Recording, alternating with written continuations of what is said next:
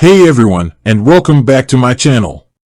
Today, I'm going to be talking about Starling Bank. Now, I know there are a lot of different banks out there, so you might be wondering why I'm choosing to focus on this one. Well, the thing is, Starling Bank is a bit different from your traditional high street bank. It's a digital-only bank, which means you don't have to go into a branch to do your banking. Instead, you can do everything online or through the app. So, is Starling Bank a good bank? Well, that's a question I'll be answering in this video. I'll be taking a look at all the different features and benefits that Starling Bank has to offer, as well as some of the drawbacks. But before we get into all that, let's talk about why you might want to consider switching to a digital bank in the first place. Why choose a digital bank? There are a number of reasons why you might want to choose a digital bank over a traditional bank. One of the biggest reasons is convenience. With a digital bank, you can do your banking from anywhere, at any time. You don't have to worry about going into a branch or waiting in line. Another reason to choose a digital bank is that they often offer lower fees than traditional banks.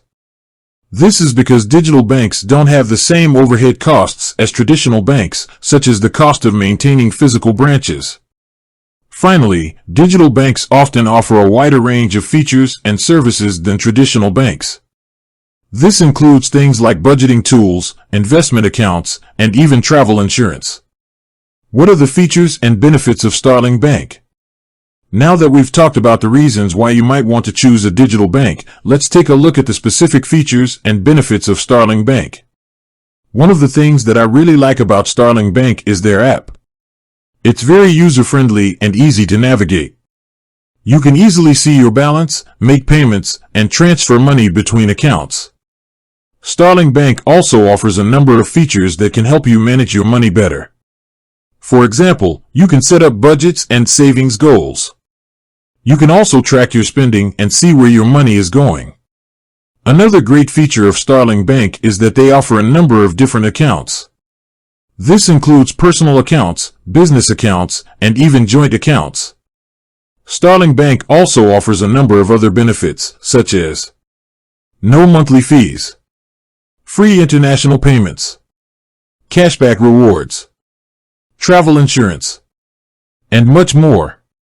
What are the drawbacks of Starling Bank? Of course, there are also some drawbacks to using Starling Bank. One of the biggest drawbacks is that you can't get cash from an ATM. However, Starling Bank does offer a number of ways to get cash, such as using your debit card at a shop or transferring money to another bank account. Another drawback of Starling Bank is that they don't have any physical branches. This can be a problem if you prefer to do your banking in person. Is Starling Bank a good bank for you? So, is Starling Bank a good bank? Well, that depends on your individual needs and circumstances. If you're looking for a convenient and affordable way to manage your money, then Starling Bank could be a good option for you. However, if you prefer to do your banking in person, then Starling Bank might not be the right choice. Ultimately, the best way to decide if Starling Bank is right for you is to do your own research and compare it to other banks. So, there you have it. A comprehensive look at Starling Bank. I hope this video has helped you to decide whether or not Starling Bank is the right bank for you. If you have any questions, please feel free to leave a comment below. And be sure to subscribe to my channel for more videos on personal finance. Thanks for watching. With that said, thanks for watching and until next time.